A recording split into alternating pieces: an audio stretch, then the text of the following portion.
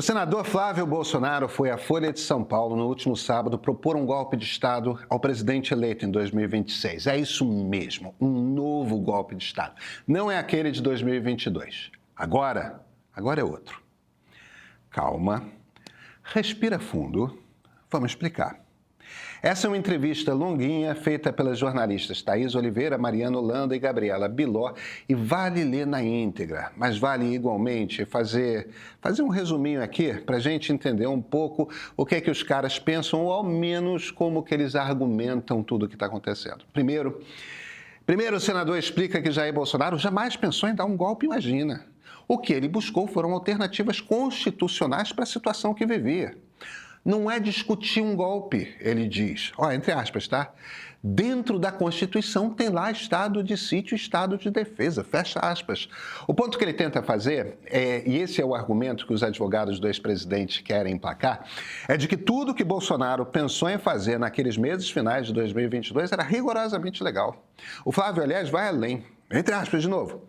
Até porque não é um decreto que ele assina no mesmo dia, estão todas lá, tropas nas ruas, prende todo mundo, como naquela maluquice do plano punhal verde e amarelo. Se tivesse assinado, poderiam falar, realmente, ele iniciou um processo. Fecha as aspas do Flávio. Não é interessante? Ele admite que o plano punhal verde e amarelo foi feito. É o plano que chegou a considerar as mortes de Alexandre de Moraes, do presidente Lula e até de seu vice, Geraldo Alckmin. Flávio quase sugere que foi a revelia de Bolsonaro que se inventou esse troço. Se tivesse assinado, mas não assinou. Tem método nisso tudo. Eles sabem que a Polícia Federal tem prova de tudo. De que se pensou em fazer um estado de defesa ou um estado de sítio no TSE, que chegou-se a planejar o assassinato de quem poderia se opor ao golpe. Então não adianta negar, é preciso contar uma história que admita aquilo que pode ser provado sem admitir o golpe. Como é que faz isso? Bem, o punhal verde e amarelo o presidente não assinou. E cogitar estado de defesa ou de sítio, isso está na Constituição, caramba, é inocente até. E olha, isso é verdade. A Constituição considera a possibilidade de estado de defesa ou de sítio. Só tem um detalhe. Era para quê? Para impedir a posse do presidente legalmente escolhido pelos brasileiros numa eleição regular, legal, aberta, com regras conhecidas. Com rigorosamente o mesmo sistema que usamos há 30 anos, uma eleição após a outra. A Constituição não prevê qualquer emergência porque uma eleição foi promulgada e o presidente, do momento, a perdeu. Essa não é uma emergência. Esse é simplesmente o curso livre da democracia. Inventar um jeito de impedir a posse é a definição de um golpe de Estado. Mas aí nosso honrado senador fala de qual o plano para a eleição de 2026. Bolsonaro dá a benção a um candidato, esse candidato então faz um acordo de fazer uma anistia geral. Vamos lá, mais umas aspas do Flávio. A anistia é a saída honrosa para todo mundo, para o Supremo, para Alexandre de Moraes e para o Congresso, que está sendo muito humilhado em todo esse processo por ter deixado de defender institucionalmente parlamentares. É o novo Romero Jucá, né? Um grande acordo nacional com o Supremo, com tudo. Só tem um problema aí nesse cálculo. Lá atrás, interessava a toda a classe política o fim da Lava Jato, que estava ameaçando prender todo mundo de todo lado. Aqui, só quem está com risco de prisão são generais Bolsonaro mais um ou outro. Nesse processo, o Congresso não tem papel, não corre qualquer risco. Sabe sobre quem Flávio não falou?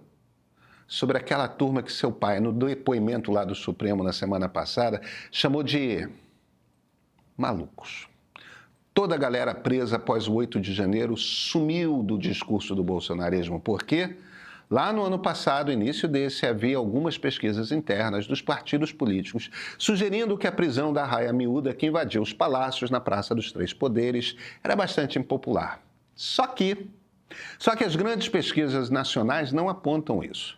Os líderes bolsonaristas nunca estiveram nem aí para aquelas pessoas. Foram todas usadas como massa de manobra para tentar criar um ambiente, uma GLO, que desse uma última chance para o golpe militar acontecer. Queriam botar o Exército no comando da segurança de Brasília, do Distrito Federal, né? Na esperança de que um general pudesse apontar um canhão de um tanque, sei lá, para o Planalto e assim suspender a democracia brasileira.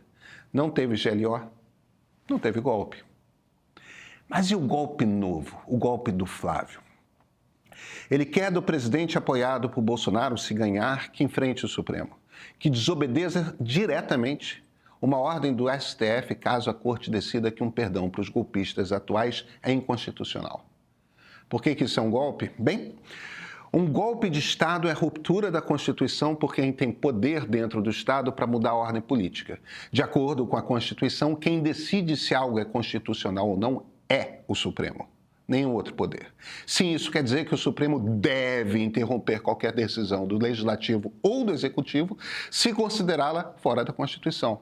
Se um presidente ou parlamento decidem ignorar essa autoridade do STF, está rasgada a Constituição e um golpe aconteceu. Em que contexto Flávio Bolsonaro diz isso? No contexto da reaproximação de Jair Bolsonaro com Tarcísio de Freitas. Essa reaproximação muda muito o jogo eleitoral do ano que vem.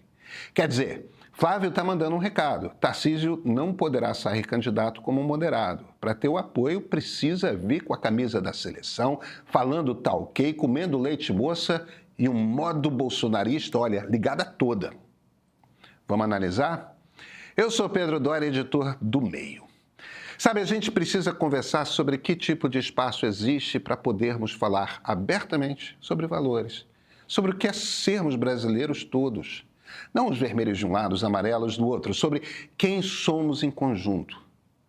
A gente não está tendo essa conversa. E esse é um ato de cidadania.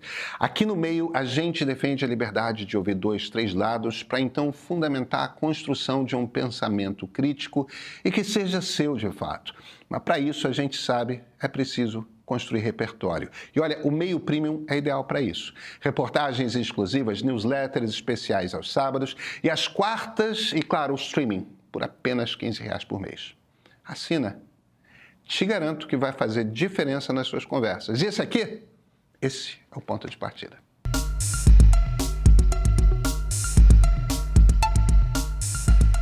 A oferta que está na mesa de Tarcísio de Freitas é a seguinte: ele é candidato à presidência com Michele Bolsonaro de vice. Por um lado, isso fortalece a candidatura da direita. Tarcísio só abandona a disputa pela reeleição em São Paulo se tiver o apoio aberto de Bolsonaro.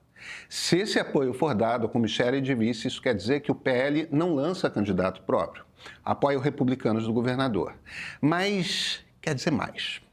Junta-se ao grupo Gilberto Kassab e o PSD, o que tira do jogo tanto o Ratinho Júnior quanto o Eduardo Leite.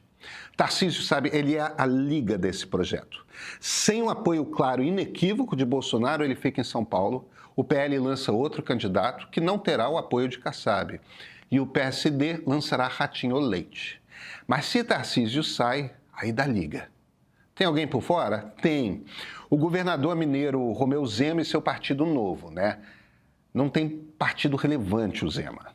Não tem dinheiro por isso mesmo para a campanha. É um partido nanico. E de acordo com as pesquisas, as chances de decolar dele são mínimas. Tem igualmente o governador goiano Ronaldo Caiado, do União Progressista. Tem partido grande, tem dinheiro, está com dificuldade de sair de Goiás. Ele não decola.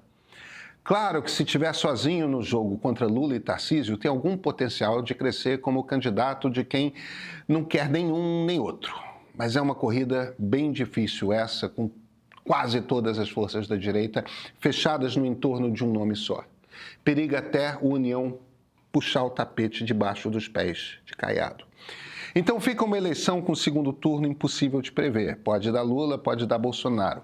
Esse jogo é bom para o governo, tá? Ao menos de certa forma. Porque, sabe, é bom para Tarcísio, mas não é de todo. Ele vai ter de se enrolar na bandeira bolsonarista e ainda mais se tiver Michele de vice, vai ser impossível se distanciar. Ele é Bolsonaro de novo na presidência, ou seja, Lula vai poder fazer campanha dizendo que precisamos derrotar os golpistas de novo. E sabe o que é pior? Se Tarcísio precisar mesmo responder a jornalistas que ele vai peitar o Supremo, que vai desobedecer uma decisão de inconstitucionalidade, ele já se expõe como alguém que está lá para pressionar a democracia brasileira, para dar um golpe de Estado. Essas duas coisas não aconteceram sem querer. Tem jornalista batendo a porta de Flávio Bolsonaro para que lhe dê uma entrevista como essa todo dia. O depoimento de Jair Bolsonaro foi na semana passada, deu para sentir a temperatura do Supremo. Bolsonaro vai ser preso por ter iniciado o processo de um golpe de Estado. Não deu ele não deu de fato o golpe porque o alto comando do Exército não quis. Ele só tem um caminho, então, para se safar, o ex-presidente. É eleger um presidente que lhe dê perdão. Para isso, precisa unificar a direita. E só acontece com a candidatura Tarcísio. Mas Tarcísio, Fábio está dizendo, tem de garantir algo em troca, publicamente, é dar o perdão. E quando o STF disser que crimes contra a democracia não são passíveis de perdão presidencial, desafiá-lo. Dizer que o Supremo não pode fazer aquilo que é seu papel constitucional mais importante, o de decidir constitucionalidade. Agora, o jogo está do lado de Tarcísio. É dele o próximo movimento. Aguardem as cenas dos próximos capítulos. Não vai ser sem emoção. Eu não acredito só no que eu vejo, sabe? Eu acho que tem forças atravessando a gente o tempo todo. Deus não manda em mim. Deus não manda. Eu sou um sujeito fascinado pela beleza da fé. A fé me comove. Tem muita coisa que a gente não sabe. Tem coisas que acontecem no palco, no teatro, que são muito inexplicáveis, assim. No que você acredita? No que você já acreditou? E o que te levou de um ponto para outro? Deus, para mim, é a natureza. Então, o poder da natureza é imbatível mesmo. Se quiser agora um terremoto, derrama esse negócio aqui. Acabou. Esses fenômenos da fé, essa dimensão da transcendência, as sociabilidades que a fé constrói nas mais diversas religiões, isso me comove também pelo lado da beleza. O ritual religioso traz muito conforto para muita gente. Quando você me pergunta sobre ser ateu ou não praticante, eu não tenho a energia para lutar contra a religiosidade de outras pessoas. É só algo que deixou de fazer sentido para mim.